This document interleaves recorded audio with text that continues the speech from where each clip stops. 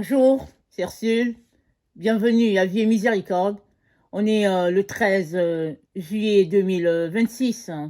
Alors, je viens parler de un Dieu présent dans notre quotidien.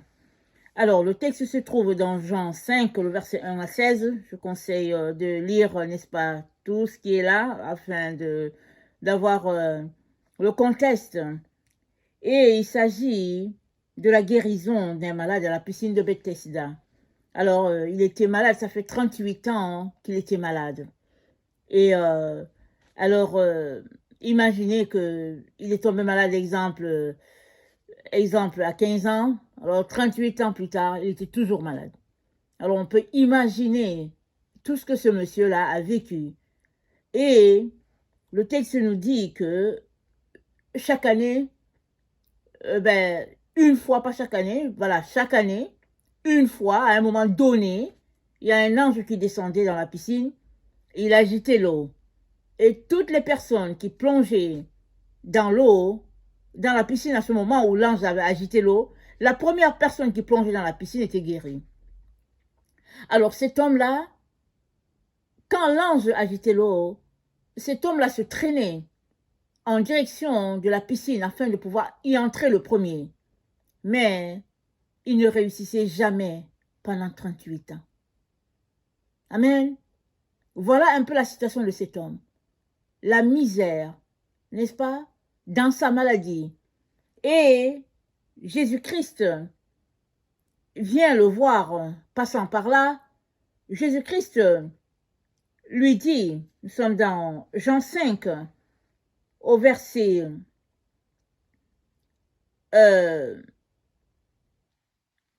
attendez, au verset 6, nous sommes Jean 5, verset 6, Jésus-Christ l'ayant vu coucher, sachant qu'il était malade depuis longtemps, lui demande, veux-tu être guéri?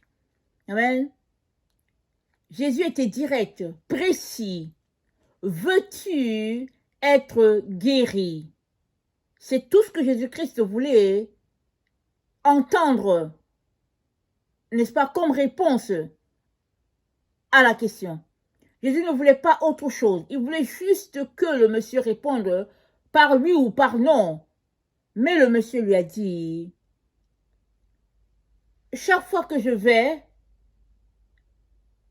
il y a quelqu'un qui vient avant moi. Et puis je n'ai personne pour me jeter dans la piscine. Alors, c'était un jour de sabbat d'abord, où les leaders religieux empêchaient que la guérison se passe le jour du sabbat. Donc, c'était déjà un obstacle sur le chemin de ce monsieur. Amen. Il avait déjà cet obstacle sur son chemin. En plus du fait que il était handicapé totalement, il n'avait personne pour le jeter dans la piscine. Et ça faisait 38 ans qu'il traînait cette maladie. Et on comprend qu'il était aigri. On perçoit dans son langage comment il était aigri. Amen. Et, attendez.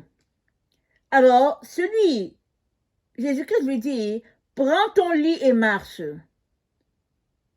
Et il prend son lit et il s'en va. Et alors, les gens lui demandent, mais qui t'a guéri? Il ne savait pas qui c'était. Et finalement, il finit par savoir que c'est Jésus. Et il dit aux gens, Jésus-Christ le trouva dans le temple et lui dit, voici, tu as été guéri et ne pêche plus. Jésus-Christ lui a demandé, veux-tu être guéri? Et lui, il dit à Jésus, chaque fois que je vais, il n'y a personne pour me jeter dans la piscine. On sentait le problème qui était là, qui était le sien. Il aurait aimé avoir quelqu'un qui le jetterait dans la piscine. Et cette situation l'a aigri, l'a plongé, n'est-ce pas, dans une attitude qu'il a gardée dans son cœur. Il n'a pas dit à Jésus, oui, tout de suite. Il a dit, je n'ai personne pour me jeter dans la piscine. C'est-à-dire, il a remis sa guérison entre les mains de quelqu'un, soit les membres de sa famille. En tout cas, il blâmait le fait qu'il n'y avait personne pour l'aider. Alors souvent, il arrive que le Seigneur veut faire des choses pour nous, mais on est pris avec de l'amertume.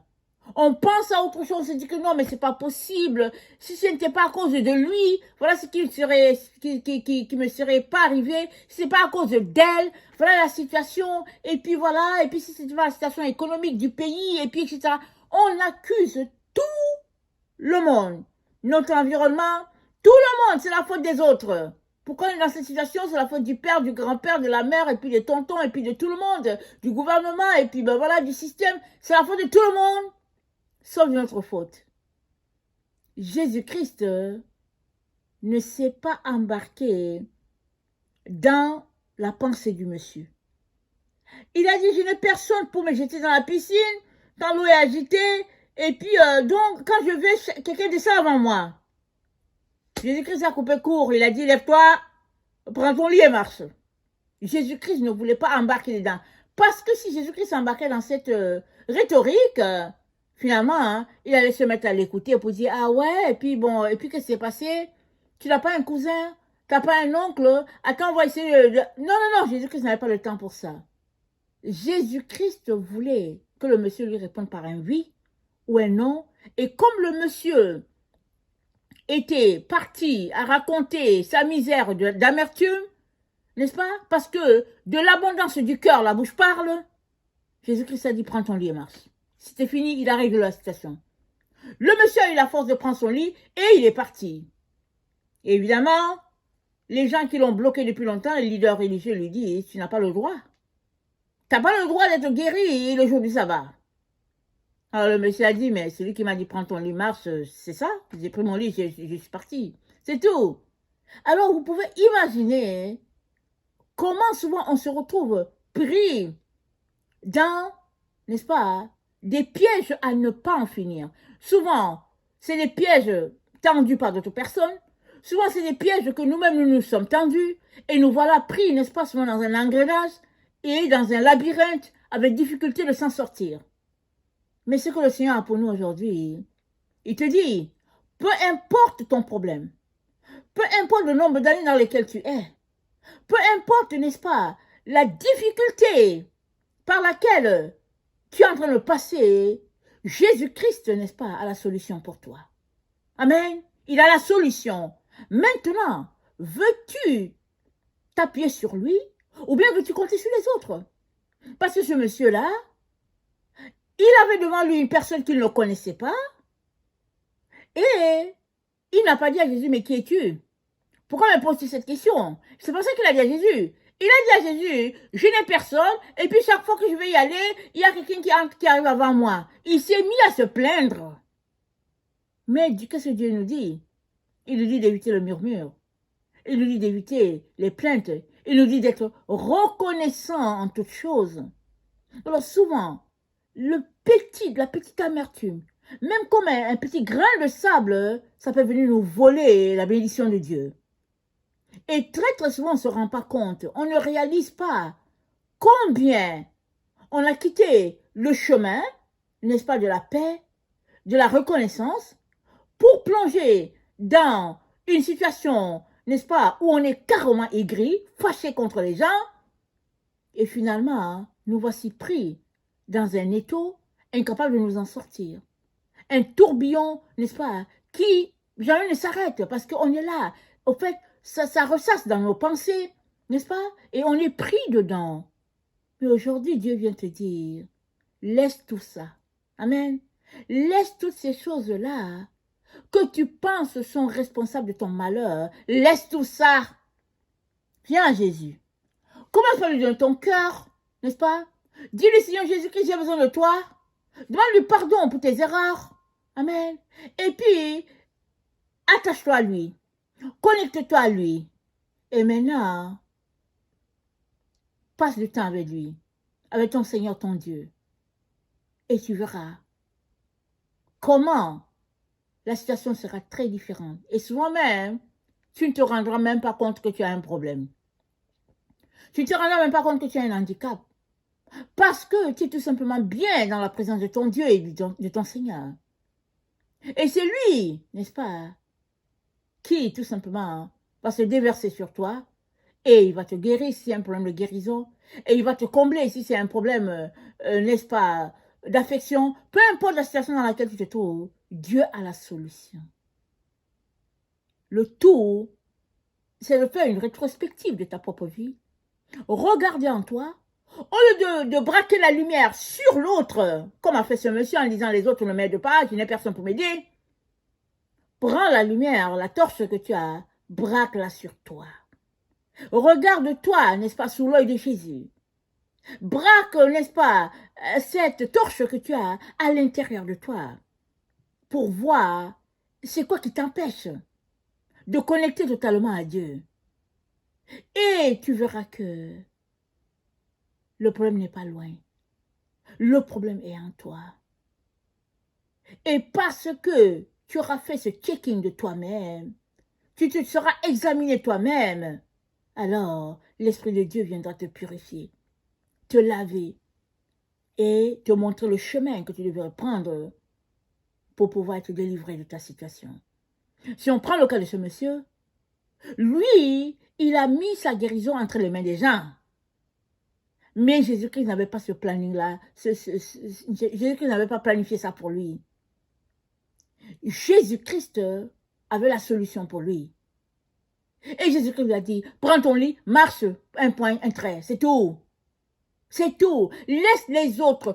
Arrête de les en vouloir. Arrête de les attacher. Arrête de te plaindre d'eux. Arrête. Prends ton lit, marche et sauve-toi d'ici. Et il s'est sauvé. Mais les leaders religieux l'ont encore attrapé pour dire, hey, toi, au fait, qu'est-ce que tu fais là? T'as pas le droit d'être guéri. Alors, pour vous dire, jusqu'au soin, l'ennemi nous tient esclaves. Alors, Jésus-Christ te libère, l'autre te dit, non, tu n'as pas le droit. Alors, Jésus-Christ te libère, et l'autre te dit, tu n'as pas le droit d'être libéré. Et c'est ça qui arrive à ce monsieur. Les leaders lui disent, non, tu n'as pas le droit. Mais il avait besoin, n'est-ce pas, que le cachet soit bien posé, la certitude soit là, n'est-ce pas? Jésus-Christ est retourné le rencontrer et lui a dit, ne pêche plus, afin qu'il ne t'arrive quelque chose de pire. Pourquoi? Parce que ce monsieur-là serait en plein combat avec les gens qui allaient lui voler sa guérison. En commençant par les leaders religieux eux-mêmes. Ils lui ont dit, tu n'as pas le droit d'être guéri le jour du sabbat. Donc ce monsieur avait besoin de tenir son terrain pour ne pas retomber dans la même situation, n'est-ce pas, qu'il a fait être malade pendant des années. C'est ça que tu as besoin. L'assurance d'avec ton Dieu et c'est tout. Voilà pourquoi aujourd'hui Jésus-Christ vient t'intéresser à tourner tes yeux, ton regard vers Dieu, non vers les hommes. Laisse tout au Seigneur. Sois uni à lui, donne-lui ta vie, accorde-toi avec lui et prie ton Dieu. Prie ton Dieu, ne compte pas sur les gens. Dieu va t'aider dans ta situation. Amen. Que son nom soit béni. Alléluia. Amen.